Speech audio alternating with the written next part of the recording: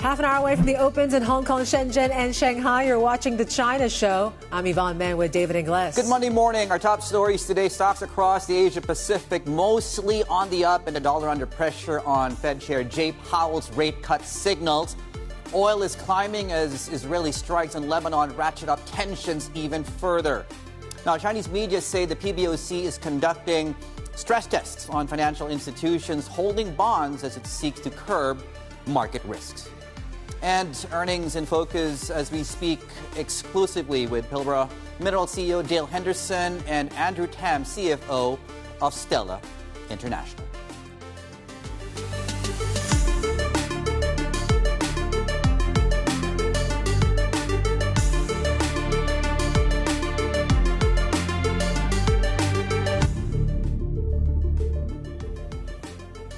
The direction of travel is clear, were the words from Jay Powell on Friday. That certainly is resonating a little bit here across the Asia session after we look at what happened in Jackson Hole, that speech basically solidifying those rate cuts for September. And certainly the market is still debating whether 25 or 50.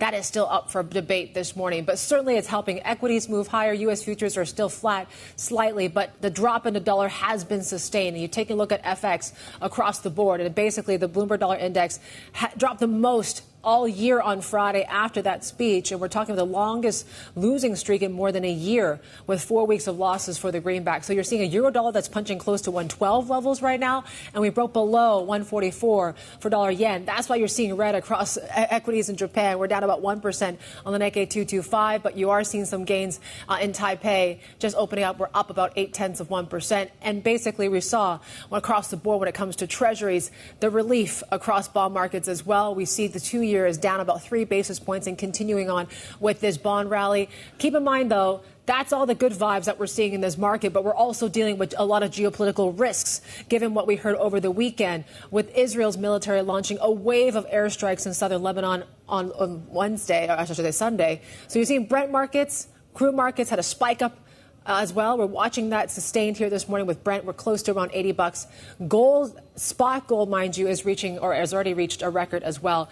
So that is one to watch. We talked about the oil moves. We talked about the dollar moves as well. And you're seeing it much more meaningfully across some of these big currencies like the pound. The Mexican peso had a massive rally. We're reversing that a little bit if we flip the boards and show you how things are going. But yes, sterling's at 132. Sing dollar's at a 10-year high at 130 here right now, and we're watching some gains across the Malaysian ringgit here as they open things up for this Monday morning as well. How China's going to fare? Certainly, it's still a renminbi story. We're talking about a 5-week of gains that were locked in last week for the onshore rate. That is the longest winning streak we've seen since 2021 for dollar China. That certainly is going to be something that's quite interesting for the fix here today. We flip the boards and see how futures are looking like. There also was a story about the PBOC looking into the bond trading and the like here. So that's something that we're going to be looking very closely at, conducting stress tests on bond investors to curb the risks there. Futures, though, are pointing positive. Dave. Yeah, really on the back of what we now already know, what markets were anticipating on Friday, and certainly a dovish Jay Powell, they're speaking at Jackson Hole, signaling the coming rate cut cycle. Have a look. The time has come for policy to adjust. The direction of travel is clear, and the timing and pace of rate cuts will depend on incoming data, the evolving outlook, and the balance of risks. And you are seeing more of that market pricing into September now. I think there is more leaning, maybe a little bit more to the 50 basis points camp, but certainly 100 basis points or more still being priced in when it comes to the rest of the year. Oil markets, though, as we talked about, have been moving. You take a look at how things are looking at. Shanghai crude, for example, is popping about 2% on the back of what we heard just now. What was probably one of the biggest exchanges we've seen between Israel and Hezbollah since they went to war back in 2006. So how is this all going to play out certainly is a big thing for these markets. And what is OPEC Plus going to do? Are they going to have to revise these output cuts? Yeah, well, that's probably why we are, even though we are seeing gains in oil, we seem to be hitting some limits to the upside as far as this is concerned. In fact, the big step back piece for markets that we went into last week was, why is gold outperforming oil given the backdrop that we are especially seeing? Now, to the point, of course, of Yvonne earlier on in the Fed cuts, for example, 1.3 cuts is priced for September. Bloomberg Economics think when you look at that conversation, we actually get 50 basis points there. So these two top stories are coming together as we move into a fresh market trading week. Now, more on what we know so far. Took place in the Middle East, of course. Relative calm holding there after Israel's Sunday bombing raids on southern Lebanon. Now, Israel says it took out thousands of Hezbollah missile launchers based on intelligence that the Lebanon-based militant group planned these imminent attacks. Let's bring in Derek Wallbank to get us up to speed at what we know. He's with us out of Singapore today. Derek, where are we now in this conversation? Well, David, right now we're in a situation, as you said, of about relative calm, right? You know, Israel launched these attacks on what they said were a large array of missile launchers. Hezbollah responded with launching about 200 projectiles into Israel. You did see some delays at the airport, some flight cancellations, things of that nature. But overall, death toll relatively muted. I think is 1 on the Israel side and 3 on the Lebanon side. It's a very sort of strategic kind of launch that has not so far conflagrated into too much else. You've seen on the American side a support for Israel so far. You haven't seen big condemnations out of the U.S. here, so there's some signs that the U.S. has not opposed this, at least. The aid seems to still be flowing. There haven't been fresh threats to cut that off. So, you know, as I say, it's a very sort of you would not necessarily say that something like this is a muted thing, but certainly in terms of like the immediately big fears of conflagration, as you suggested with the market reaction, have not necessarily borne out right now. Now, it's important to mention, though, as we say, you know, the word muted and, you know, we're talking about a kind of depressed reaction to this. There really is an open question of how this fits in amid the broader scope, right? Because Iran has still got a pledge out there to retaliate for an earlier Israeli attack. There are still the negotiations between Israel and Hamas that have not yet produced a deal. And there are open questions about how much each side wants one of those deals, right? And so there are a lot of sticking points, I think, out there right now in this situation. Derek, thank you, Derek Wallbank, with an update what's been going on over the weekend as well. Let's bring in with the market perspective and what that could look like. Gareth Nicholson, CIO and head of discretionary portfolio management at Nomura. Gareth, it's always great to have you. It's a big week. Obviously, we got a bit more confirmation from Jay Powell on Friday, but we're not seeing markets rally too hard, just given some of the Middle Eastern tensions. We also got NVIDIA earnings to talk about this week as well. How do we set up for the week so far? Yvonne, you're 100% right. It's a big week. I think all of it is really looking at the Chairman Powell's message and how that plays into the key question that investors want answers to. One is, will this equity retracement, will this equity rebound continue?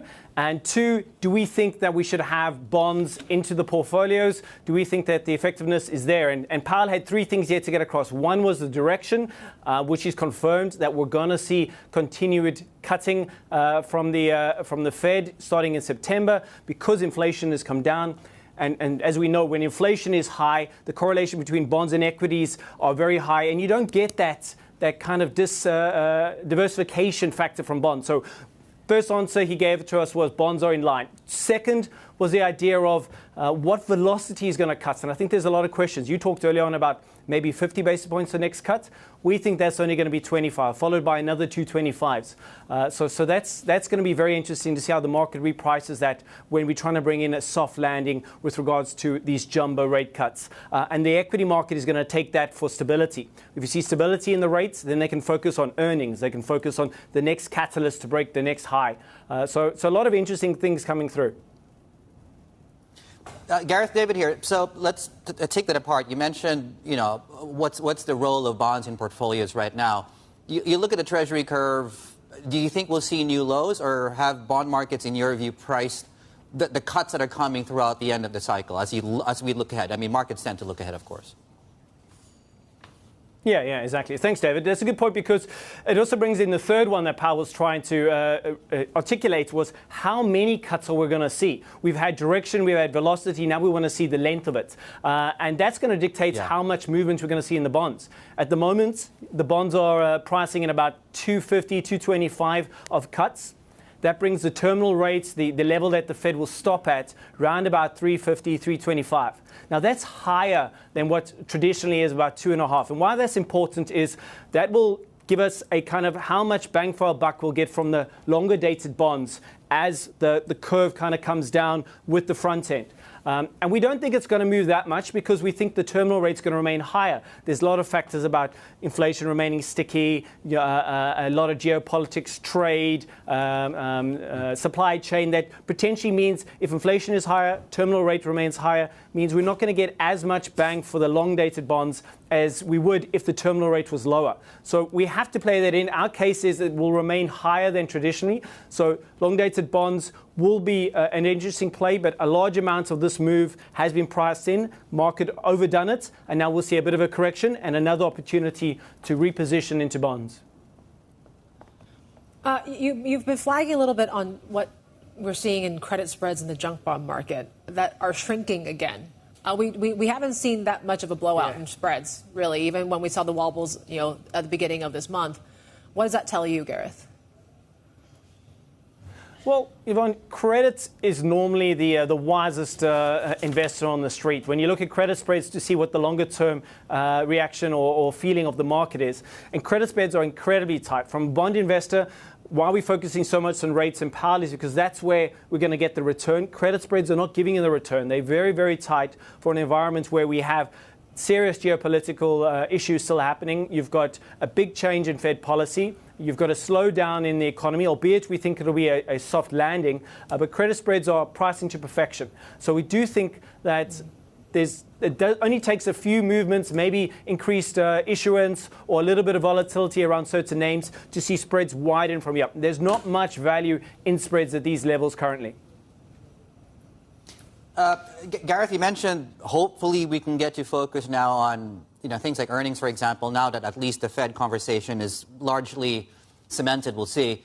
NVIDIA's coming out with earnings today, arguably the most important set of earnings globally.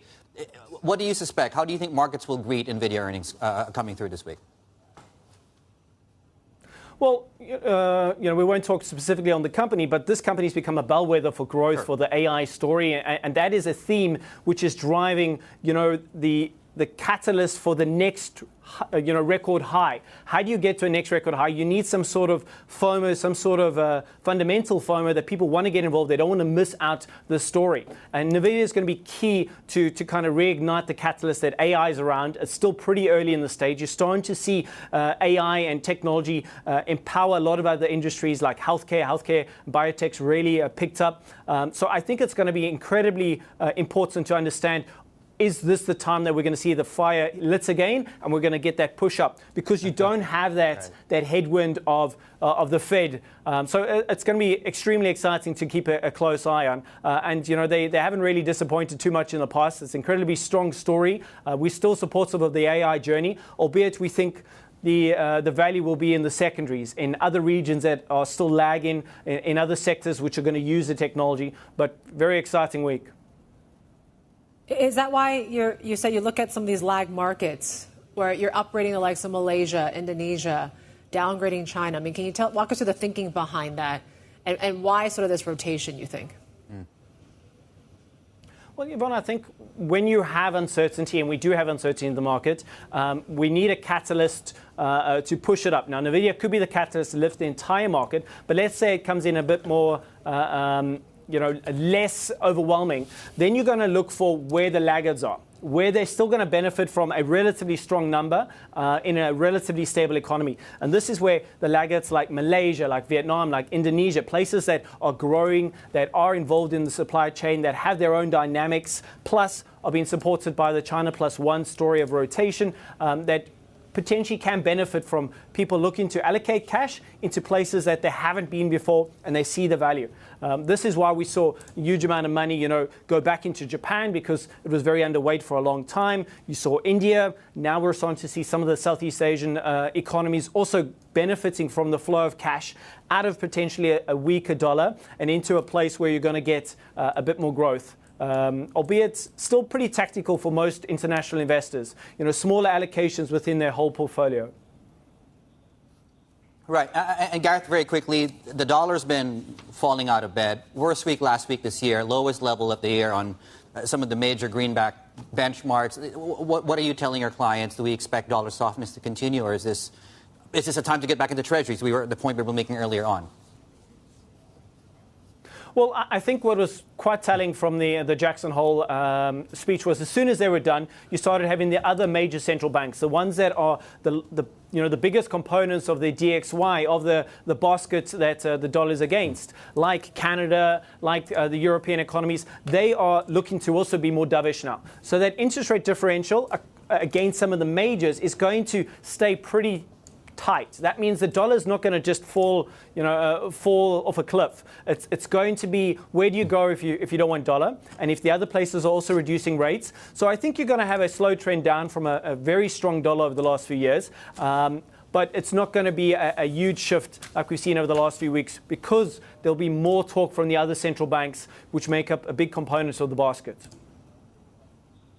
Gareth, have a great week. Gareth Nicholson there, CIO and Head of Discretionary Portfolio Management at Nomura, joining us out of Singapore. That renminbi fix just crossing your Bloomberg, and it is looking to be weaker than expected, but still the strong side of things. If we're talking about 7-11 handle for that, just given what we've been seeing with dollar China and the strength that we've seen in the renminbi. It's interesting. We have a good story out on the Bloomberg about even if this whole yen carry trade collapses, the yuan could still be doing something separately, that it could still work in this whole kind of funding currency sort of space. Could go separate paths. Yeah, as they say. 7-11.39 right now.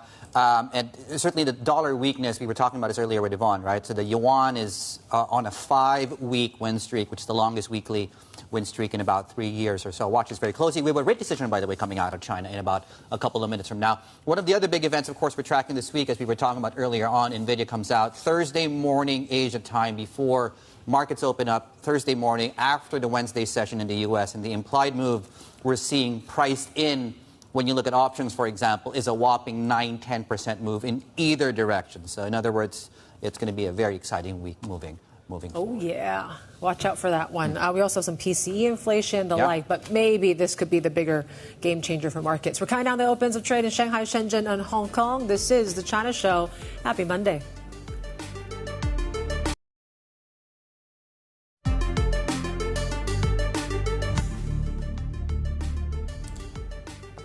Right, welcome back. Happy Monday morning. You're watching the China Show. 10 minutes to the opening bell, a couple of seconds to this one-year medium-term lending facility rate that we should be coming out as well, just in case you missed it, too. No change expected, I should also mention, when you look at that rate as well. The latest Bloomberg economic survey also had economists suggesting as much, no change on this specific interest rate moving forward, given, of course, the focus has shifted down the rate corridor into where you are in money markets and the 7-day, for example. We'll be getting you that breaking news once we do have them cross the Bloomberg terminal. The fix of the day, 7-11 and change. And as you can see, we are poised to extend, I think it's 3 weeks of gains on MSCI China, poised for a higher open this Monday morning. More on the Chinese Central Bank, the PBOC conducting stress tests on the risk exposure of financial institutions holding these bonds, that according to these front-page reports in China's financial press. Let's get the details now from Min Min Lo, our China correspondent, to talk us through the intention behind this move here, to stress test the banking system. Yeah, so the PBOC is planning to subject these financial institutions or their asset portfolio to a specific extreme market scenario to see how they would respond if there is a sudden change in a key market variable. So, for instance, if interest rates are raised by 10, 20, or maybe even 50 basis points, how would they perform? Because obviously then bond prices would decline, and these banks that are holding on to huge amounts of bonds could see their asset value decline. They could incur huge paper losses. It may may trigger even a liquidity crisis that could spill over into the broader banking sector. So this is what the PBOC is trying to rein in here. The intention is not to say that the central bank is going to raise interest rates. It's also not meant to ban trading of these bonds by financial institutions, but it's meant to prevent what they call a unilateral expectation that these interest rates are going to stay persistently low, because now the prevalent market view is that the PBOC is going to cut rates. So many financial institutions are amassing huge amounts of these long-term bonds, hoping to maybe sell it when price increases. But then this means that there will be huge amounts of these idle funds that are just circulating in the financial industry, and the PBOC wants to get these funds into the real economy and get these banks lending again. Okay, I'll hold that thought. We have that breaking news now from the PBOC. So keeping that one-year MLF rate unchanged at 2.3%. They're also withdrawing a net 101 billion renminbi as well. But as expected, just given they did just cut rates back in July. But this was the one that was postponed until today. Yeah, from 10 days ago. Well, it goes into, like with the. Tell us more about how the central bank is likely looking to manage the risk in terms of the bonds that these banks are sitting on. Yeah, well, the PBOC Governor Pang Gongsheng, he gave an interview to state media that was aired over the weekend. Yeah. He did say that currently the number of high-risk small and medium banks have already halved from its peak. But he spent a big part of his interview talking about how the PBOC will support the economy. Yep. And thankfully, this time he gave a little bit more details than the last time he gave an interview where he talked about how there would be no drastic easing or tightening. This time he outlined a few key policy support measures. He said the PBOC will be focusing on growing, ensuring credit growth. This after we saw that first contraction in 19 years when it comes to new loans for the real economy. He also said that the exchange rate needs to be stable, and so far we have seen the PBOC kind of, adjusting the fix kind of below market expectation, maybe not wanting the yuan to rise too quickly. And we know that the Forex regulator has also been conducting surveys to see what the impact of a stronger yuan is on export demand and export profits as well. He also said that the PBOC will continue to maintain this supportive monetary policy to support the economy going forward.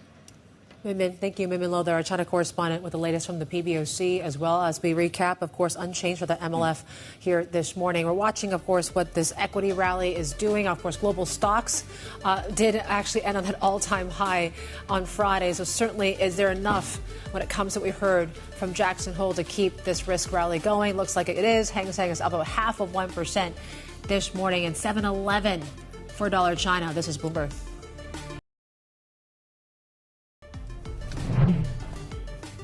Good morning. 3 minutes and roughly 20 seconds to the opening bell today. And as you can see, we're looking at gains just about across the board here on these Hong Kong benchmarks. Certainly the yuan strength coming through. Fed cuts might be helping the case here. The Monday session is just ahead. This is the China Show.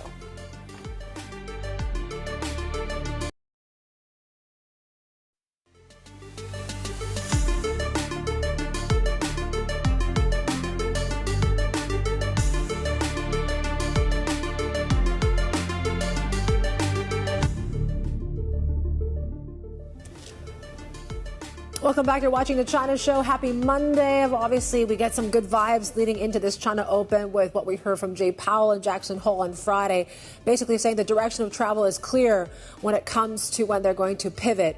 Still a lot of questions about how big that cut is going to be for September, but certainly it's lighting up again a little bit of risk here this morning, and dollar continues to drop here, David, across the board.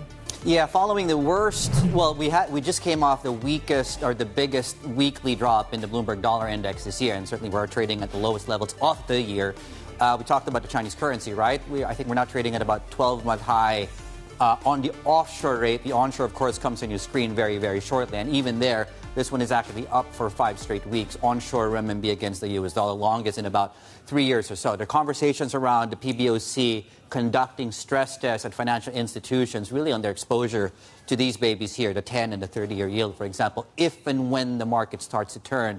Yeah, we certainly don't want to be in the same boat as we had back in March of last year, where, of course, it was Silicon Valley back in that whole conversation around the movement in underlying treasuries right now. A pickup, as you can see, across some of the pole-axed commodities, for example. Oil is very much in focus. We're up 3%, of course, today in Shanghai. We are seeing not similar moves, similar direction when you look at Brent in West Texas, for example, coming through as well. Now, earnings are also a big theme when you track across these markets. So overall, I think we're about 40% in on MSCI China into the earnings season there. So flip the boards, please, if we can. And we're looking at MSCI China, plus, of course, Hong Kong. And in case you missed it, Nomura has come out with their latest weightings on their APAC ex-Japan strategy. So they're actually downgrading MSCI China. They're upgrading ASEAN to be able to, well, they're funding it through a downgrade of MSCI China. A couple of other things as well. I was going to tell you some. Oh, yes, Tencent. This reminds me, 1.2%, 10 million downloads of that hit game, of course, that Tencent is backing, and 10 million over 3 days into Friday. So that number has likely even gone up even further going into the weekend coming out of Monday as well. Right. Earnings, we talked about this. Zijin Mining out with earnings on Friday. I think after the close, we should be getting market reaction top of your screens. Trip.com comes out with earnings later today. PetroChina is coming out later today. Sinopec actually reported on the weekend. We're up 0.6%. Zijin Mining, of course, as you can see here, favorable move in the stock price. It was a big beat as far as that was concerned. And, of course, the underlying story there had been gold prices, Yvonne, had been trading, at least in the futures market, near the record. In spot, we're pretty much at the record there for gold prices. Yeah. What does this mean when you've got stocks at record highs, but gold also is there with it? What does it tell you? Let's talk a little bit more about lithium. That certainly is the key focus here. We're talking about Australia's biggest pure-play lithium producer, Pilbara Minerals, has reported an 89% drop in full-year net income, blamed on a sharp fall in prices due to cooling EV battery demand. Let's get the outlook direct from Pilbara's Managing Director and CEO, Dale Henderson. He joins us exclusively live from Perth this morning. Dale, it's a pleasure to have you on the show. So we obviously saw the collapse in lithium prices really hurt your earnings this season. I'm just wondering, how are you looking at it? What's the outlook? And when do you expect your earnings to bottom? Well, thanks very much for the question. And look, the lithium industry, it's a new industry going from a very small base. Now, the good news is the long-term outlook remains incredibly positive, and that's actually what guides all the decisions we're making in the business. Now, the year we've just had, yes, there's been a pullback in pricing, but frankly, that's no surprise in the fact that the prior 2 years, well, we had record highs. In fact, pricing 4 times the previous highs back in 2018. So we're not surprised to see some pullback in pricing, but for Pilbara, we're keeping our eye trained on the long-term prize, investing in the base, building on our strengths as a low-cost operator, and positioning for what we think will probably be an inevitable rally in pricing in the future.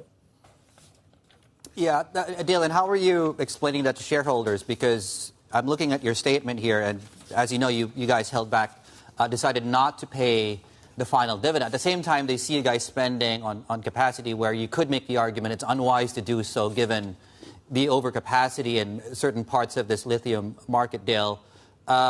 Just underscore that message you want to, you want to give shareholders. Sure. What I'd say is, well, Pilbara, we've been consolidating our position. So the investment we've done in the base asset over this past year, that decision was actually triggered almost 2 years ago now. So at a time when pricing was much higher, we've been getting on with that investment into the base. The good news around that is it further reduces our operating cost on a unit cost basis, which ensures that we'll ultimately realise more margin in the future and weather these inevitable cycles. But your expansion in Australia, I mean, if you crunch the numbers, could add about 5% of global lithium to the market. Is there a concern of really expanding and adding to capacity when this looks to be a pretty well-supplied market right now, Dale? Sure. I think what the challenge with the market is it's been growing rapidly from a very small base.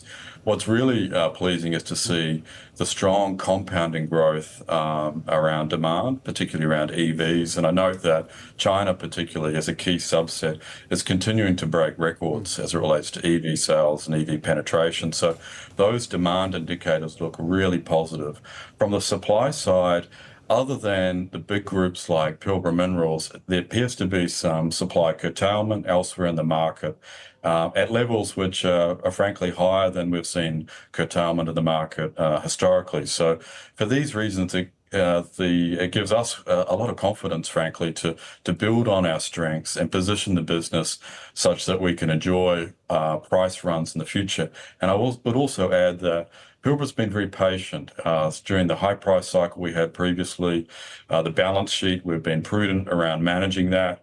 And because we've been prudent, we've been able to invest it back in the base to double down on our strengths, as I say, for what we think will be ultimately price movements upwards in the future. How much visibility do you have? I mean, you mentioned you're incredibly positive over the longer-term outlook for prices, and I think some of your peers in the industry, to your point, have held back in supply. How much information do you have right now to make the determination of when prices, if in fact, bottom? This is the big challenge, David, and I get this question a lot: is when will pricing turn? And that's incredibly challenging to predict in this market, given as I say, it's come from such a small base and it's continued to evolve very, very rapidly. But what we keep our eyes trained on is making sure we're a low-cost operator and we're at the left side of the cost curve, and continuing to make investments which take us further to the left. And doing so, we know that we can navigate these inevitable cycles, and it will be the swing supply on the right-hand side of the cost curve which will ultimately suffer.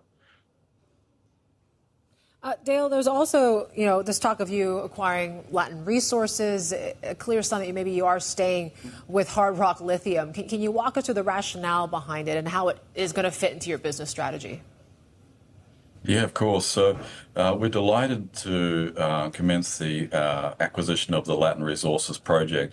We think it's a fantastic asset and a fantastic mining jurisdiction, and we think it's going to be highly accretive for our shareholders over time. Now, the timing of this asset acquisition is important. We did not do it last year or the prior year where prices were running really high. We've done it at this time because timing's worked out well in terms of where the Latin project is and also where the market is. That would be number one. Number two is to say we've acquired using our shares through our script. So there's no cash drawdown, importantly, and we can preserve our balance sheet to manage the staged growth when we think it makes most sense to not only bring the Salinas project, the Latin Resource project, to life, but also back at our Pilbara base. So so we think, really accretive transaction, very happy with the transaction, and we've been very patient waiting for the right type of accretive assets. So looking forward to bringing that to market when the market supports it and when it makes most sense for our shareholders. I need to ask you as well about the moves you're making with POSCO in South Korea, and this, I guess, with the vision of you becoming a downstream processor. Did you have a timeline for that, Dale? Yeah, so our joint venture with POSCO is for a lithium hydroxide facility in South Korea. That joint venture, the bones of that were actually struck in early 2018. And fast forward to today, well, this year just passed, that plant and that dream is coming to life. It's a 2-train facility. The first train is produced its first tonnage, and the second train is now going through a period of ramp up. So very happy to be a partner with POSCO in that facility. South Korea is a fantastic hub for what is the first hydroxide facility there. They have in that area the full ecosystem of EV battery making, the car making, I should say, cathode making. It's all there. So it's the fully formed ecosystem, a Western domicile, and care of this joint venture we have together. Well, we're the first hydroxide facility, so we think it's a really great accretive step, and we look forward to seeing that project progress in time. Dale, we're showing a year-to-date share performance of your stock. I think you're down over 30% this year. You're one of the most shorted stocks on the exchange. This, in my mind, makes you a very cheap takeover target. Have you been approached? Yeah, hi, David. Yeah, we haven't been approached. Yes, we've got pole position for the most shorted stock. What we hear from our investment bankers is, Pilbara stands out as a large, liquid, pure play in lithium, but also as it relates to effectively tied to EVs. So what we hear is for that part of the market who's looking for a mechanism by which to bet the upwards and downwards movements of the EV segment, well, Pilbara becomes a potential proxy for that. But putting that to the side, look, it does not give me much pause for concern. What we keep focused on is what we can control, which is the great operating performance, the low cost performance that we have, and continuing to manage our expansion and our growth steps judiciously, which is exactly what we've done this past year. So we think we're in a fantastic position to continue to navigate this market as it continues to take shape. Okay, Dale, so if in the event that you are approached, and you said no approaches for the record, just to make that put that on the record, the company's not for sale? Question mark. We're in the business of delivering our strategy and service of our vision. That's what guides our focus, David. And now, look, if an offer was to come through, well, of course, the board would give it due consideration. Yeah, don't shoot a messenger. I tried. We're all just doing our job. Dale, thank you so much for the time. Dale Henderson, the Managing Director and CEO at Pilbara Minerals. Coming up here on shows, from one earnings report to another, Stella International CFO Andrew Tam, after the footwear maker reported a surge in first half profits. The details in that story just ahead. This is Bloomberg.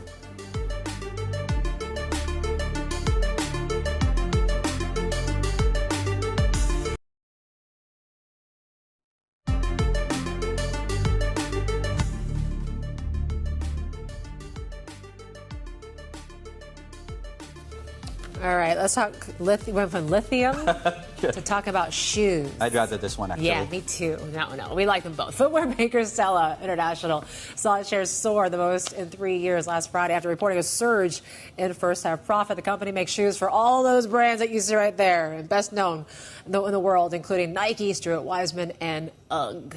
Yeah. Well, the CFO is with us here on set, Andrew Tam, CFO at Stella International, joining us exclusively. Shares are up again, a further 1.5%. The market seems to like what you guys reported. Well, thank you. Well, I like to talk about shoes too, so thank you for that.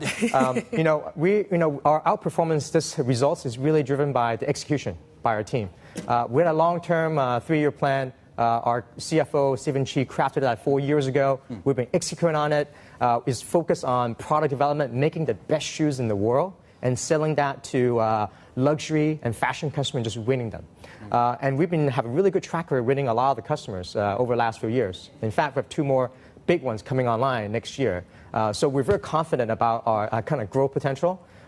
We're so actually confident that we actually announced a excess cash return program. Yeah. $180 million, $60 million per year, combination cash dividend or share buyback. But it really just goes to show that we're very confident about the business. And this on top of the 70% dividend we pay. So if we combine the 2 components, we trade a 14% dividend yield. And we'll continue to grow the business, of course, so that should climb as well. Investors are liking that program. I'm just wondering how sustainable, though, are these sort of dividend plays that you're doing here right now? This is a 3-year pledge. Yeah. So, and we also reserve cash for expansion. We reserve an additional $140 million just for a growth expansion. So it is not like I think this is it, this is the growth will stop. We think the growth momentum will continue. We actually have, I would say, our production is not ramping up faster than as fast as the demand from our customers right now. And you mentioned that you haven't decided yet the manner in which you'll give that money back. I think it's either a buyback or dividends. Are you leaning more in one direction? There's a little bit, I would say, what we're going to do with the share buyback is that we will be opportunistic in days in the market where it's down, where there's a lot of volatility. We'll step in and moderate the beta and the volatility of the stock for our shareholders. If we don't spend all of it or any of it, by year end, we just give everything back in a cash dividend. Okay. You have this 3-year plan, one of which is maintaining your operating margins at 10%. You said you've beaten that already. Yeah, we're in year 2 of a 3-year plan. What's driving that? Well, we're above 12% now, operating margin-wise. That what's really driving it is the new flux of, I would say, customer winning. The luxury customer and high-end fashion customer, their product is much more complex. That only requires only certain people can produce. And our product development team is actually really able to help them kind of solve those solutions. And in fact, the margins, of course, is higher because of that. Yeah. Now, in terms of your pricing, I think I noticed your average selling price is lower. Is that because of final demand is weak, or is it because you're just doing more sports, for example? Oh, this year is interesting, because we have more sports customer recovering this year. Okay. And their ASP typically sports is tends lower. to be cheaper. Yeah. Okay. But second, also, like if you look at raw material costs in the first half, it's actually come down. And our raw material costs are passed through for us. So that actually lowers ASP. Okay. Okay, so in terms of what you're more confident of, I mean, which sectors is it? Is it sports? Is it luxury? Is it casual? It's across the board. What's funny is like I know from the luxury side, there's still very strong demand. Yeah. Our customers in our luxury portfolio, if you look at that portfolio, they're actually the ones taking share in this environment. And some brands are losing share, of course, but our customers are actually winning and taking share. And the fashion side, mostly American brands are also doing very well in that arena as well. And of course, some of our sports customers recovering, and the demand is still very strong. We do a very specialized product for them, for much more premium, most of the collaboration. So the best product, the most featured products typically come to us. In which, I wonder if you could provide some insight, which specific, if not brands, I'm not sure if you can talk brand specific, but in which specific markets are you seeing luxury spending hold up? This year is interesting because with the Olympics. Yeah. So a lot of spending happened in basically during the summer months, indirectly tied to the Olympics because people travel around Europe. Yep. So we actually even ship 1 million pair of shoes early, just so that people can have footwear in the store. Yeah. They don't want to miss a sale and wait till fall and winter. So there's a big sale in I would say sell through in the European market, probably in the Q3. Okay. China, I think, is one of your top 3 markets. Right. How are you dealing with this whole kind of consumption downgrade? Are you feeling any of that at all? I think from our customers, we have a diversified portfolio. So everyone's a little different. But I think all they think about is that China is a long-term consumer play. They're actually all investing in the market in terms of changing how they market, how they distribute, and also now finally asking us, like, let's do China for China design and product development, product that will push really fast and just in time, because the Chinese market is very fragmented and very different than it's not one unified market. So there's a lot of different style changes, and they want to respond very quickly. So we actually are very, I would say, transitioning our manufacturing to be quick restock for them if they need a fast lead time. Right. So that was the year and a half that was. Could you give us insight? How are orders right now? How are you tracking? Yeah, the momentum is very strong. Our 3-year plan target of low teens net income growth will beat it this year, okay? And the momentum will continue in 2025. And that's why I was saying earlier that we have 2 customers, large customers coming online next year. You can't tell us who they are? Well, next time you invite me, I'll wear their shoes and show you. Okay. They will be big potential customers, I would say. They have a long lead way, but next year is the first year. And these are great customers that they already have really big existing distribution. So once you do a product that's successful, it will carry through into their channels.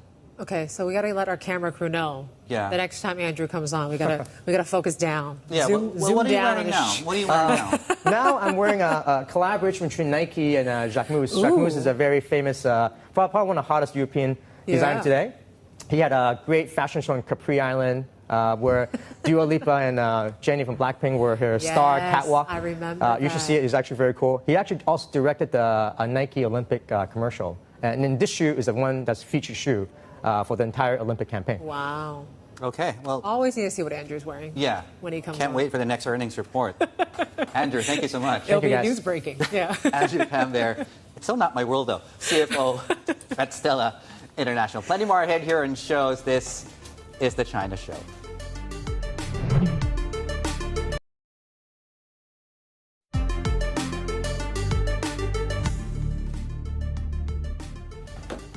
Okay, let's get you guys a pulse check now of the earnings season across this Chinese market. So on MSCI China, we're about 40%, that's 40% into this earnings season. And, so far it's been, I think, consistent with the overall narrative that, particularly in consumption, for example, that things are still wanting.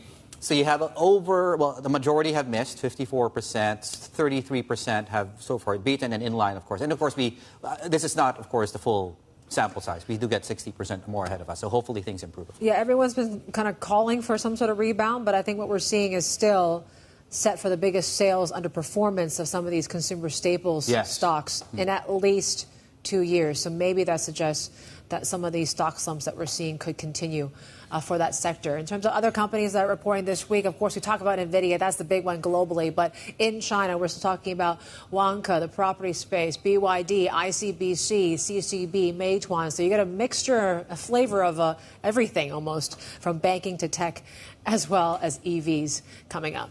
Yeah, and I think today you have the big ones in terms of the oil plays. I think PetroChina is leading your earnings releases today. Right, just for a look at what is moving across these markets. So overall, just context, you were up about 1% on the Hang Seng Index, and we talked about some of the stocks related to the western part of China, of course, up on this development report after the government calls for enhancement of sustainable development capabilities in that region. And as you can see, some of the companies that have exposure to that part of the country are seeing just limit up moves here in the first 30 minutes of trade here. Yeah, we're also looking at earnings, as Dave talked about here, with likes of Sinopec, and you have Zijing Mining, Longfor, IRTech as well. Sinopec, there you go. You are seeing an upside about 1% in the stock. Zijing Mining also was seeing big beat there, and sizable growth. So we're up about 2% and really following that gold price here this morning as well. Longfor also up some 4%. Your dashboard in China looking like this here right now. Hang Seng is seeing a punch of gains of about 1%. CSI 300 is flat. You're watching The China Show.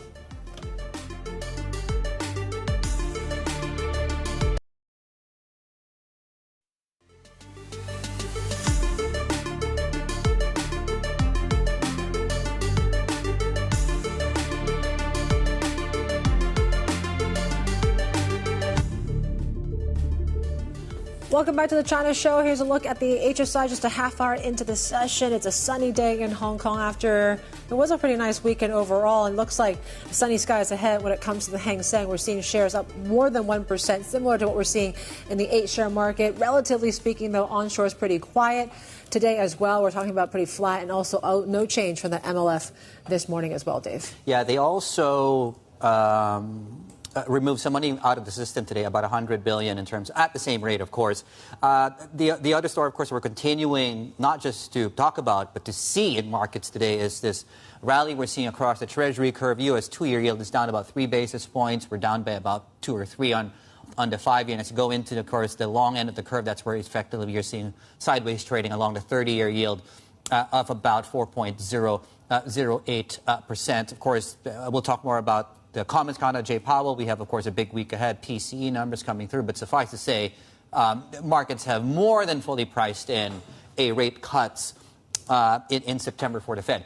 We are seeing a rebound as well. This is another market story today. We are seeing a rebound across some of your metals, particularly those contracts traded onshore in China. So zinc, for example, which is one we've been tracking very closely on the back of the story around smelters there, up 1.2% on the Shanghai Futures Exchange. Similar moves we're seeing in copper, and also rebar futures up by 1.5%. Iron ore in Singapore is also playing along, but of course we did fall to about the mid-90s on the price here on iron ore.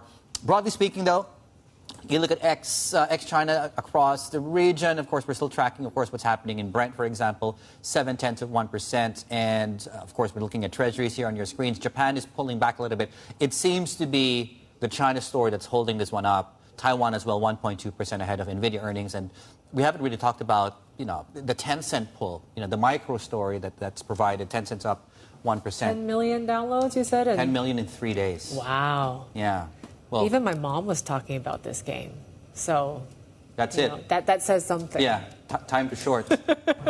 No. When your cab driver starts talking about, do I get a super microcomputer? Anyway. Okay. Why don't we talk about the Fed now, shall we? So the traders are now focusing, or the debate is really on the size of these rate cuts. When the first cut comes, that's probably largely now priced in. Now, Jay Powell made it crystal clear that those cuts are coming next month. The time has come for policy to adjust. The direction of travel is clear, and the timing and pace of rate cuts will depend on incoming data, the evolving outlook, and the balance of risks. Inflation is now much closer to our objective with prices having risen 2.5% over the past 12 months. While the task is not complete, we have made a good deal of progress toward that outcome. My confidence has grown that inflation is on a sustainable path back to 2%. Today, the labor market has cooled considerably from its formerly overheated state. The cooling in labor market conditions is unmistakable. With an appropriate dialing back of policy restraint, there is good reason to think that the economy will get back to 2% inflation while maintaining a strong labor market. Let's bring in Mark Cranfield now from our Bloomberg MLive team. He's joining us from Singapore. It seems like Powell made it pretty clear what the pathway for lower rates are going to be. How are traders positioning right now? Are they looking more for 25 basis points or 50? Well, for now, they're giving the Fed the benefit of the doubt and they're going for 25 basis points. But of course, there has been talk that some traders think the Fed is already behind the curve. They should have lowered rates in July. So it's getting quite close in that point of view. And we still have some quite significant data to be released even before we get to that September meeting in about 3 weeks' time. So we have the PCE core data this week, which is probably going to show it's getting close to that 2% level, which the Fed has been looking for some time. But then more importantly, we've got the employment report at the end of next week. And that's where people got shocked into seeing the push for much lower yields when it rose to 4.3 at the last reading. Now, if we get a number which comes in higher than that, even though traders have pushed yields very, very low, they probably will push them even further, and that will quite likely translate into something that looks like 50 basis points for the September meeting. Now, whether the Fed will try and push back on that with the Fed speakers or not, but we certainly are in a dicey situation. The Fed will certainly be crossing their fingers that the next couple of sets of data come in very close to expectations and they can get away with 25 basis points in September. But there is by no means is it a done deal. We certainly could be looking at 50 being on the table if the next couple of pieces of data are below expectations. Indeed, there's also one more inflation report to come just a couple of days before the Fed meets. Right. And Mark, on the story on, let's tie the yield story to the dollar is down, I think, 7 or 8 in the last 8 or 9 weeks. Let's just say the last 2 months has really seen dollar weakness come through. Last week, the steepest drop in the Bloomberg Dollar Index, I think, so far this year. How much further do you think the dollar can fall from current levels? Well, I think what traders are looking at, they're looking at two particular parts of the puzzle here. So one, dollar yen. And clearly, Mr. Ueda, Bank of Japan governor, last Friday, he stuck to his guns. He still sees more tightening ahead for Japan. And that was clearly a signal for people who are already thinking the yen could get a bit stronger. That emboldened them to look for dollar yen to go even lower. And if you look at where, over the big picture over the past couple of years, that the kind of moves we've seen for dollar yen, based on what that history shows, is that big moves for dollar yen on the downside equate to something like 15 or 16%. Well, we haven't fulfilled that yet. That would take us well below 140, maybe into the mid 135s if we get a repeat of that kind of history. The other one is the euro. Now, the euro is pushing up against 112. That's quite a significant level over the past couple of years again. And if that is broken, people will be looking towards 115, which has been quite a significant ceiling for the euro against the dollar in a historical basis. So clearly the two of the most important currencies, the momentum is in their favor. That clearly weighs on the US dollar. And what weighs on the dollar in the G10 space will obviously translate into other areas, particularly in Asia. Those currencies are also beginning to look what happens there, and there's probably more strength ahead for Asian currencies. Yeah, you got to wonder, is dollar the new carry trade in some ways, Mark? I mean, in terms of the Asia FX space, what are you most focused on right now? I think for people outside of the region, when they look at Asia, they will probably be looking for one clear barometer on where it's going to go. They may have in the past looked at the Chinese currency, but obviously there's a lot of interference coming from the central bank there, so it's not as clear a picture. But probably they will look at the Singapore dollar. The US dollar against the Singapore dollar probably is the cleanest reading of where Asian currencies are going to go in the near term.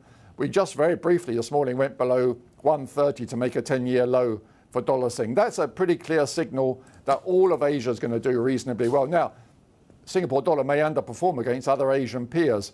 But if you're looking at it on a global basis, it's a heavily traded currency. People outside the region will certainly position in that currency, and they will be looking at the rate for dollar Sing, see how far that goes, and they will judge the Thai baht, Malaysian ringgit, Korean won. They will judge it accordingly to that. And for now, that path also looks pretty clearly to the downside. All right, Mark Cranfield, our MLI strategist in Singapore for us, where the currency is at a 10-year high there, and I would imagine it's cheaper now for our friends in Singapore to pay a visit to Hong Kong. Please don't, though, as a personal note, please do not bring another pandan cake from Bengawan Solo. I would lose it. It's an amazing dessert. I've just had too much of it recently, and I will absolutely lose it if I see one of more of those boxes. Anyway, Markets Live blog on your Bloomberg terminal. Check out Mark's comments there on the Singapore dollar. One market click, of course, commentary analysis from all our expert editors here at Bloomberg.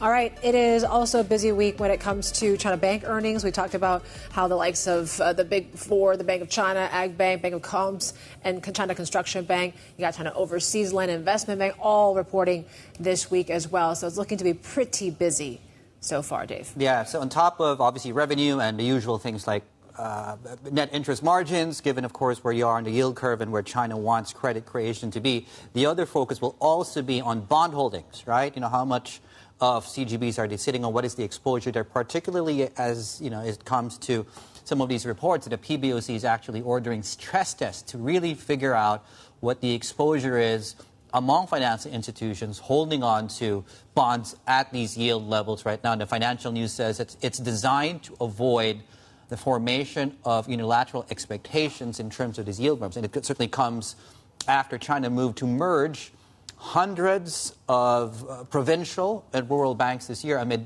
signs of a growing financial risk in the system. Here, media reports estimate over a dozen small banks were lost to mergers in the first half of 2024. Yeah, let's bring in our roundtable now. Bloomberg Intelligence senior analyst Francis Chan. Also want to bring in UBS's head of Greater China Financials Investment Bank Research, Mei Yan, joining us here. Francis, I'll start with you. How do you look at these rural banks? Obviously, there's not that much visibility when it comes to asset quality, about their solvency. What's the best sort of way to gauge? Well, we look at the set of regulatory data first. And we are talking about 3,800 of them. And the financial condition could be pretty polarized. We got some listed Asia rural banks. They're in pretty good shape. The capital ratio could be above the industry average. And the problem loan ratio is only 1% to 2%, which is also aligning with the country's average. But many of them, much smaller ones, they don't even issue the annual reports on a periodical basis, and they're closely tied to the provincial governments. And we all know that many of the local governments in China, they could be debt-ridden at the moment. Yep. May, let me bring you in here, David. Here, what is your assessment of what's going on here? Some of these rural banks being, I guess, in some ways, inhaled into some of the larger peers. Hi, David. Yes, we recently published a report on this. I think this is more like a proactive move by the government to merge some of the potential small banks with issues. So we've seen, as you mentioned, quite a lot of banks merge. But this is more, I think it's on the positive side, it's more a proactive move. Can you just tell us what it would take to sort of clean up, you know, the problems that are plaguing some of these rural banks right now? I'm guessing it's going to be a pretty difficult task. And there's a need to really kind of let some of these banks fail? Right. Yeah. Well, we have seen, so-called "quote unquote" disappearance of small banks this year. If we go by, say, the central bank's classification of banks' risks, there are more than like 330 small banks that are in the high risk category 8 to 10 out of a total more than 3,300 banks in China. So that number actually has steadily come down from a couple of years ago of more than, say, 500 in high risk categories.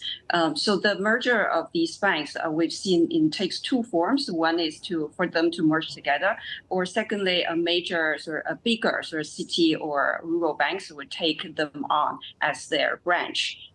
So these are banks with small scale, small operation, weaker risk management. So it certainly makes more sense to merge them together to be somewhat a stronger bank.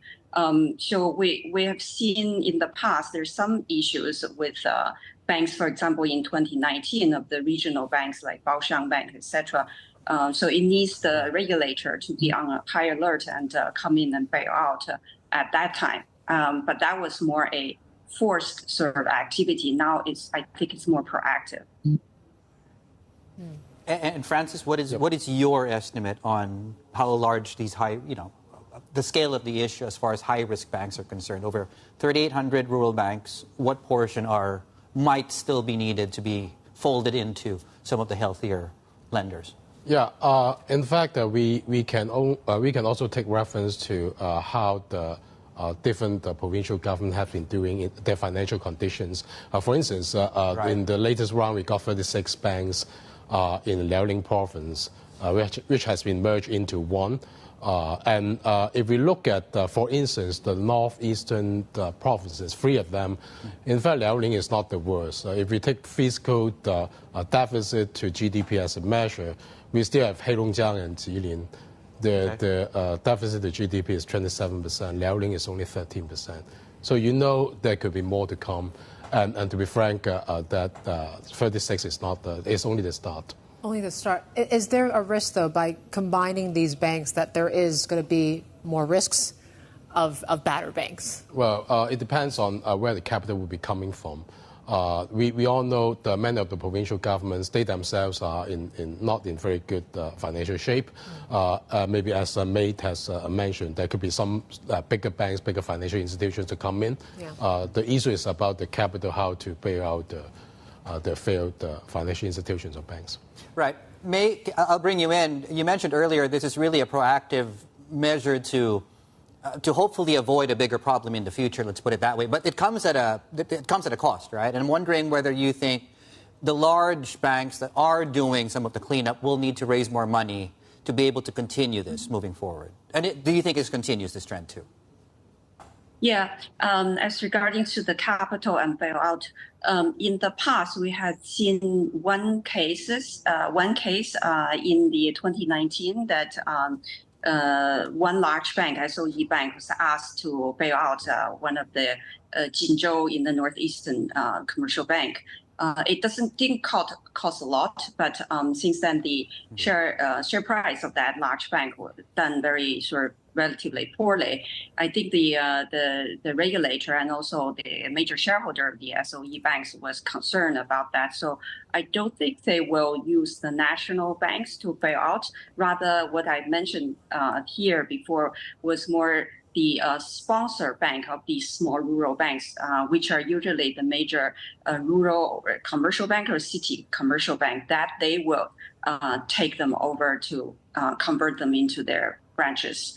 And also we've seen, there have been more than $1 trillion of so-called these special government, local government bonds that can be specifically used as capital to inject. For example, they purchase pref shares or capitals shares of these small banks to bail out over the years. So that's another way. And also, as Francis said, in some cases, the regulators and etc. will jump in. So to the total size of these rural small banks, they're about, by our estimate, about more than 6 trillion RMB, and it's account for about 1.7% of the Chinese total banking systems in terms of assets. And May, are we seeing any disruptions to operations while this is going on, or are things going smoothly? Well, obviously, when things taken over or merger, there will be some disruption to the normal business. But in terms of taking over, for example, the deposit safety and ongoing after restructuring the ongoing normal business, it seems to be going relatively smoothly. Unlike maybe in the 2019 case, or there's some kind of a Henan 6 Village Bank fraud case, there was more bigger disruptions. And May, I want to kind of switch gears and talk a little bit more about what's been going on in the CGB market. And the latest is the PBOC conducting these stress tests, according to local media, on bond investors to curb some of these risks out there. What do you think the overall intention of the central bank really is at the moment? And do you think it's going to be effective in curbing this bond rally? Yes. There are two purposes, I guess, from the central bank's perspective. One is quite a number of smaller city and rural banks was more actively buying the CGBs, the government bonds, and particularly long-dated government bonds. So there was somewhat concern from the central bank that they may get into a maturity mismatch for their operation. The Chinese banks had very little experience in the past dealing with maturity mismatch or even inverted yield curve. That never happened before. So the concern of that evolving into potentially somewhat Silicon Valley Bank is one risk that the central bank wanted to contain. And then secondly, the yield curve, they wanted to maintain a positive slope yield curve where the active buying of long bonds could make that the opposite. So they try to advise and guide the banks not to buy. I think they're also buying some time ahead of the Fed rate cut, so then the China central bank may be able have more room to cut rates, where the economy actually needed right now. The economy is pretty weak. And Francis, your assessment on this likely duration mismatch we're seeing on some of these balance sheets? Well, first of all, totally agreeing with May. That's about to preventing another risk blowing out from lower tier banking segment in China. Another one is not from myself, it's from our forex strategist, our colleague Stephen Chiu. The PBOC may want to preserve a bit of room for them to lower the benchmark rates instead of allowing the market rates to go too low. And not under their control. That's why these can also be viewed as some of the administrative measures for the PBOC to artificially boost the yields higher before they do the next move. Francis, thank you. Bloomberg Intelligence Francis Chan there. Also our thanks to Mei Yan, head of Greater China Financials Investment Bank Research at UBS. We got plenty more ahead. This is Bloomberg.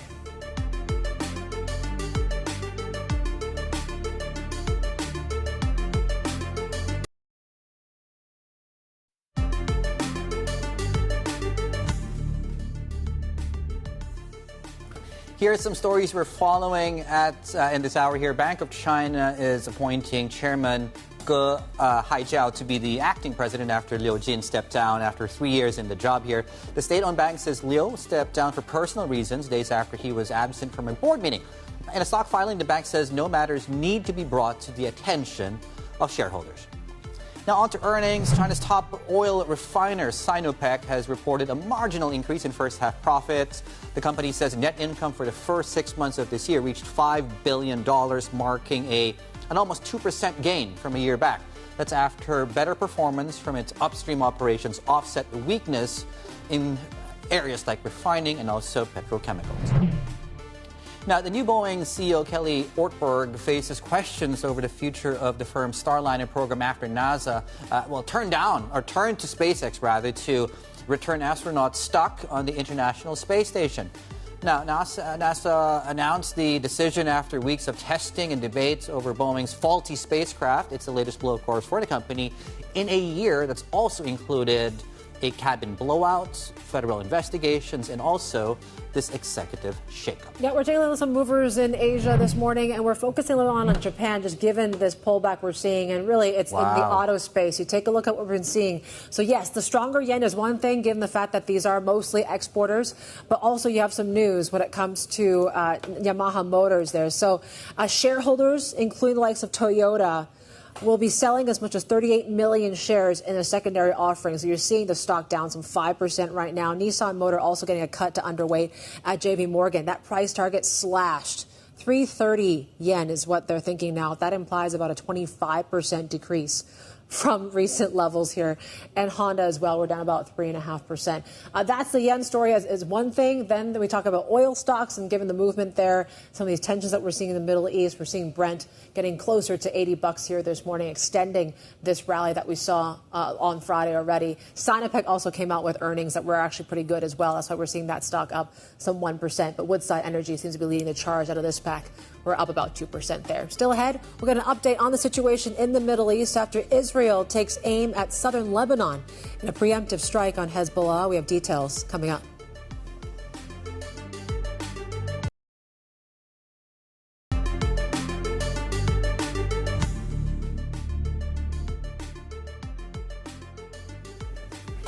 $11:29 a.m. in Tokyo. Japanese markets are going on break in just a minute. And yeah, that seems to be the underperformer is Japan this morning, just given what we're seeing when it comes to the dollar moves against the currency. 143.75 levels. So we're continuing to see gains in yen here this morning. That really is leading to a bit of a pullback when it comes to the Nikkei as well as the topics, both falling some 1%.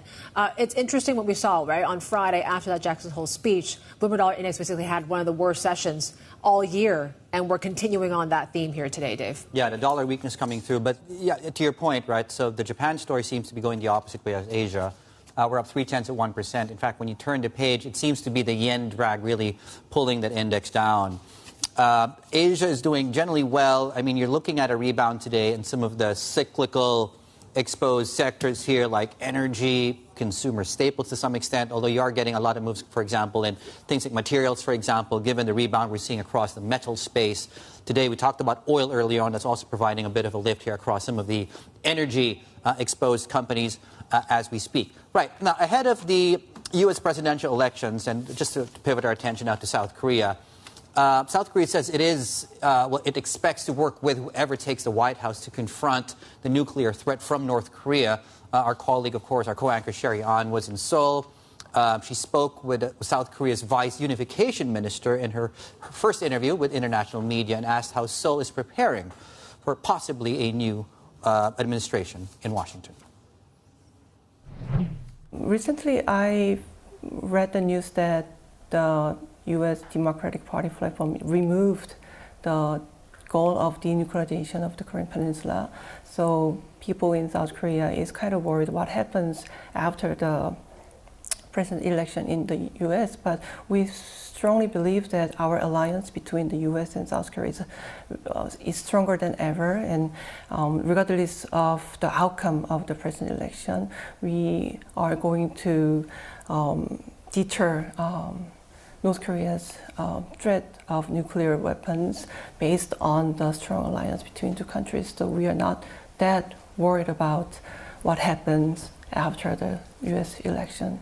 Especially if you look back a few years and under the Trump presidency, we actually saw more dialogue between Washington and Pyongyang. But then at the same time, there was a little bit of concern that Seoul had just been taken out of the equation. Is that a concern that's still around here in South Korea, depending on who wins? We have believed that we have the strong systematic alliance between two countries. So no matter who is going to be elected, I think, or our government believes strongly that those two countries will closely work together to deter North Korea's nuclear programs. So we are not much worried about it. We are going to take the lead in implementing peace on the Korean Peninsula. We are not going to be ruled out. The global order seems to be changing now. There's a lot of movement, especially with the ongoing war in Ukraine. It's been really interesting to see the closer relationship between North Korea and Russia. What are Seoul's thoughts about that? So as you know, recently Russian President Putin visited Pyongyang in 24 years for the first time, and they signed a new treaty and upgraded their bilateral relationship centered on military cooperation.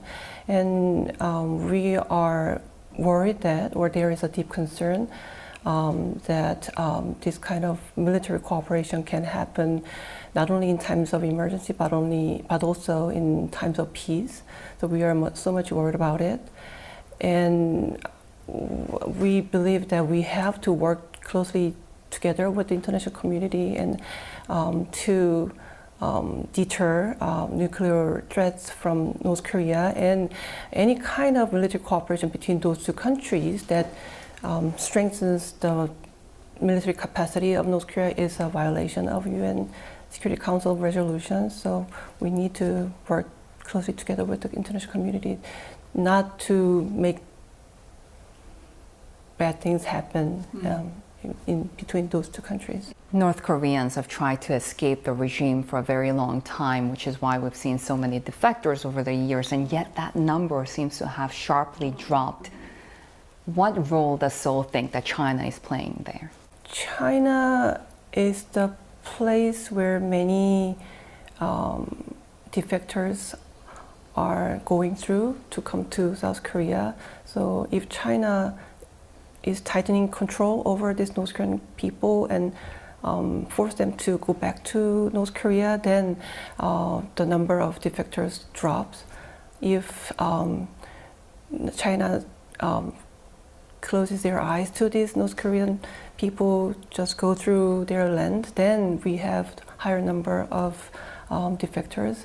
So China is kind of a very important factor in deciding the number of North Korean defectors coming to South Korea. And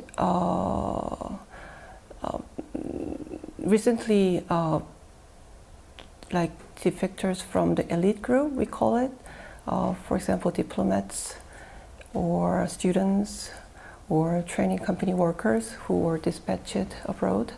The number of these elite group defectors is now increasing. So this means that there is a high demand for defection, but it is really hard to cross the border because North Korea is tightening control over the borderlines. So it is almost impossible to cross the China and North Korea borderlines to defect from North Korea. That was South Korea's Vice Unification Minister Kyung there speaking with our very own Sherry An. Let's talk a little more about Middle East tensions now. Relative calm seems to be holding up in the Middle East for now after Israel's Sunday bombing raids on southern Lebanon. Israel says it took out thousands of Hezbollah missile launchers based on intelligence that the Lebanon-based militant group planned imminent attacks. Let's get to our Bloomberg editor, Derek Wellbank, joining us now. Derek, there seems to be some updates here that, possibly, according to the AP, that Israel-Hamas and those ceasefire talks will continue after these weekend meetings. I'm just wondering whether this exchange impacts those talks in any way. Yeah, it's hard to think that it won't impact it in some ways, but at the same point, this is sort of a drumbeat of continual tensions rising and not quite spilling over as much as people fear that we've been seeing going on now, I think, for months.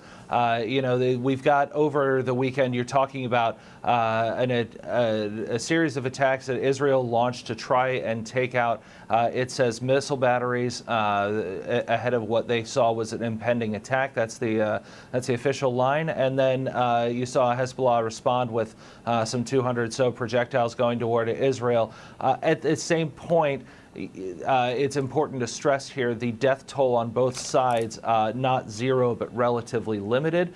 There had been some immediate concerns that this was going to spark a conflagration. Be reminded that Iran has said that it is still planning some retaliatory action against Israel for previous actions. That hasn't really happened yet, or not that we know. And at the same time, you have these talks ongoing between Israel and Hamas. There have been a lot of false starts. There have been a lot of, people thinking that we're closer to some deal. It hasn't quite happened. I do think one of the things that's interesting in this, that's worth spotlighting, is that the U.S. hasn't come out and condemned the Israeli action. There haven't been fresh threats to suspend weapons or arms or anything of that nature, signaling that there has been at least some acceptance of the actions from Washington. So that, I think, is an important thing to be watching here. But certainly these talks between Israel and Hamas, the fundamentals of them have not shifted in terms of those red lines, and so we are kind of where we were after this. Continued actions between Israel and various actors within the Middle East to whom it's opposed over the specter of these talks with Hamas, still continuing division on where hostage releases may be, which are at the center of a lot of these, as well as how big Hamas should remain and how equipped it should be after all of this. Derek Wallbank in Singapore for us. Our Bloomberg editors are just getting us up to speed on what else to watch moving forward following, of course, the events that took place on the weekend. And speaking of oil, and certainly the derivative of that is a higher oil price in the Asia-Pacific, and this catch-up we're seeing, particularly in the Shanghai contract, up 3%. We're up across the curve, effectively, for many of these benchmarks of crude right now. Stephen Stapczynski, our senior energy reporter, is also with us today to talk to the oil angle here. Stephen, what will markets be watching, energy markets be watching next to just figure out the next direction here for crude prices? Well, I mean, I think certainly today there's a bit of a knock-on effect on what's happening in the Middle East. If there is a wider conflict, the Middle East is a major producer of oil. So far, there has been, with the Israel-Hamas conflict, there has been no real material impact on oil supply. But that risk does remain, and so that's likely why you're seeing oil up a little bit more today. More broadly, there is an expectation, though, looking further out, that the oil market is pretty well supplied. We're around $80 for Brent, which is down from the $90 level we were at, in the fall last year. At the same time, OPEC Plus says they're going to be adding some barrels to the market, or they have plans to add barrels to the market in the fourth quarter, about 500,000 barrels per day plus. But now there's an expectation, because of a bit of an oversupply and a weaker demand picture, perhaps OPEC Plus will kind of rein back that production increase. They could decide to carry out those cuts for longer. In fact, some analysts are saying that if OPEC Plus does carry through with their planned additions to the market, then that would be a bearish surprise. Again, surprise, it's planned, so how do you call it a surprise? But that's how the market is kind of anticipating that OPEC Plus is facing a different supply-demand situation where there is a bit more of an overhang, and they're going to have to recuperate in their next meeting. Yeah, that concern seems to be suggesting maybe this hot summer for oil is over or soon. Stephen, how would you describe that? Not the supply side of things. How would you describe the demand picture for oil right now? Yeah, I mean, I think demand in major, at least Asian markets, has been lower than a lot of people were expecting for this time of year. Chinese oil demand has slumped to a multi-year low. Indian demand as well for crude has been relatively weak. Now, the Chinese picture is one thing. China is dealing with a lower than expected economic growth. At the same time, Chinese companies can switch to different fuels that are maybe a little bit cheaper or cleaner. You've seen this EV boom in China play out. That could also be a factor, kind of long-term, looking at how Chinese oil demand shapes. At the same time, in India, Indian locomotive railways aren't using as much diesel as well as expected. So the Asian demand picture is a bit weaker, and so that's kind of fueling this sort of bearish argument that we're seeing in the market at the moment. Stephen, thank you. Stephen Stapczynski there, our senior energy reporter, joining us out of Singapore. Coming up next, BNP Paribas Asset Management will be with us to discuss climate funding and how the firm is positioning itself around biodiversity. That's just ahead. This is Bloomberg.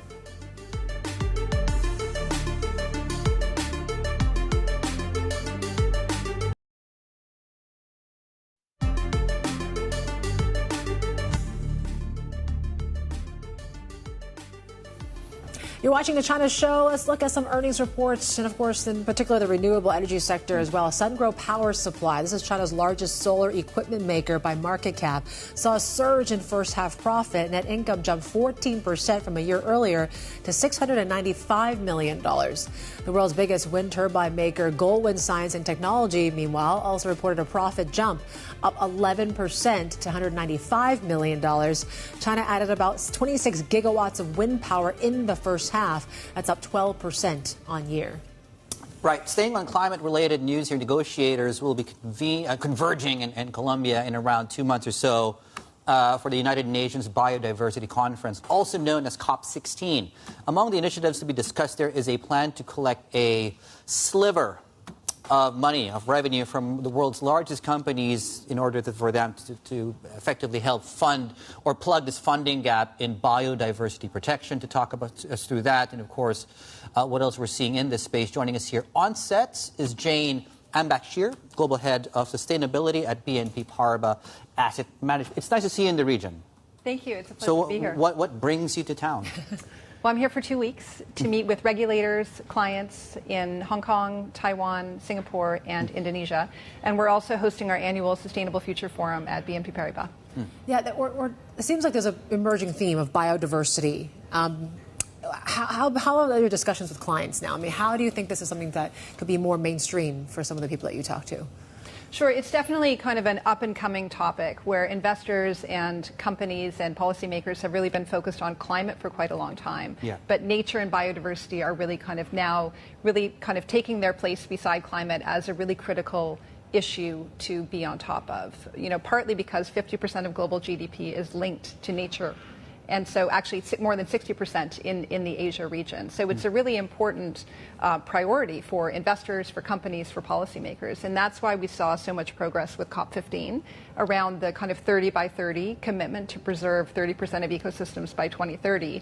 And at this year's COP, what we're really going to be looking for is the national action plans that countries are coming forward with in terms of really how they're going to make that happen. Right. And as we were bringing you in, one of the things we mentioned there was the hope is we get to convince some of the biggest companies in the world to part with some of the money that they make to fund plug the funding gap. Is that a realistic expectation to have, number one? And number two is based on your conversations with these stakeholders. Do you think they're open to giving their share? Look, I think that plugging the financing gap is part of it, but I think the bigger story is around evolving the processes, the industrial processes, the ways that companies are operating, what investors are looking for when they're allocating their capital. So part of that links to TNFD, the Task Force on Nature-Related Financial Disclosures, of course, launched here in Hong Kong in May. It's something that many investors around the world and companies are committing to. And I think, you know, when you look across the investable universe, we really need to understand what is a company's kind of impact on nature and what are their dependencies and how will that change in the future. And so I think having that kind of ecosystem of information is really important also to be able to kind of tackle the biodiversity crisis. So how is BNP Paribas positioning itself around this theme of biodiversity? I mean, how much resources are you really kind of throwing at the moment? Well, actually, a number of years ago, we published our biodiversity roadmap within BNP Paribas Asset Management. We have a biodiversity lead and a number of people around the world who are focused on this. So there's different kind of tangible actions we're taking. One is around having specific policies linked to different sectors. So we have articulated clear expectations for agricultural companies, for palm oil, for wood pulp, for oil and gas, mining. So really looking at the specifics of what we expect from companies is really important to articulate. So that's really risk management, and then we integrate that into how we, do ESG assessment. We analyze companies, we price them, how we do our capital allocation. But then there's really the opportunity set as well, which I think is something investors can get more excited around. Right. We've got an ecosystem restoration strategy. We've purchased a sustainable forestry firm, really looking at long-term capital allocation into sustainable forestry management and sustainable agriculture. So really shifting out of the higher risk activities into really thematic opportunities and then engaging with companies and regulators along the way. And what returns can we expect from some of these thematic funds, for example? I think that's probably the next question there. Yeah, of course. Look, and that links to the broader discussion around sustainable kind of fund flows. Of course, Right. you know, our clients are looking for attractive market rate or above market rate returns in different thematics. We can expect different investment themes to go through different cycles, but very much we're targeting attractive investment returns from these different investment opportunities. What about the outlook for interest rates? I mean, if the Fed's going to start cutting, how do you think it's going to really impact green investment? Yeah, look, I mean, a lot of people have been waiting for rates to come down to be able to make those capital allocation kind of investments that will allow for a pickup in deployment of renewables. So that's something that we're, of course, excited about. You know, a big topic of conversation here is China and just the amount of capacity in green energy technologies, right? Whether it's solar, wind. We were having a conversation around lithium, for example. And, the narrative seems to be there's just so much money that's gone in that it's driven down investment returns. And I'm wondering whether too much money you think has gone in too quickly for the space's own good, if I've phrased that question properly. Look, I think we still have a long kind of road from where we are today to where we need to be. Right. A lot of the technologies exist. Interest rates coming down are going to help with increased deployment. And then there's still a lot of opportunity in terms of kind of R&D, the next technologies, particularly around tackling some of the opportunities from a biodiversity perspective. So I think that, the fund flow discussion, we have seen a slowing. We've seen also a shift to safety around looking, the shift from active to passive, large growth in ETFs. Both in this region as well as in Europe. And a lot of those ETFs, in fact, are ESG ETFs, and that's something that we'll continue to see. So I think, part of it is cyclical, but definitely the long-term pathway is clear around tackling the climate crisis and the biodiversity crisis, and we're really excited about the investment opportunities that are associated with that. We've been all kind of watching this U.S. election play out, and it's interesting. I mean, you look at the candidates, and Donald Trump doesn't seem like he's too keen on the whole green energy space. He wants to repeal parts of the Inflation Reduction Act. With Kamala Harris, she's paying little attention, really, to climate change overall. What are the sort of implications is that going to have for ESG investors? Look, of course there are going to be implications, and we can see a clear kind of, divergence in terms of the pathways of the two parties, and it's been a fascinating week just to watch the convention unfold. It hasn't been a dominant theme, and I think because we all understand, what the kind of the pathway will be in terms of a, Harris presidency. Of course, it will have an influence in the near term, but look, I think that the path of transition is clear, and it's not a question of will we continue down the path or not. It's really around pace. So, of course, we'd like to see increased pace. We'd like to see that kind of ongoing progress, but we will see progress regardless, and I think that, it will.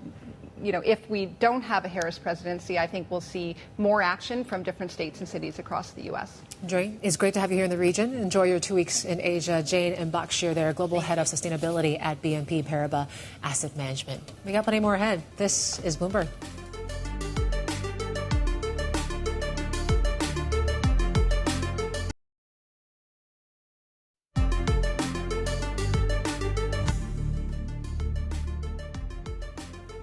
Right, welcome back.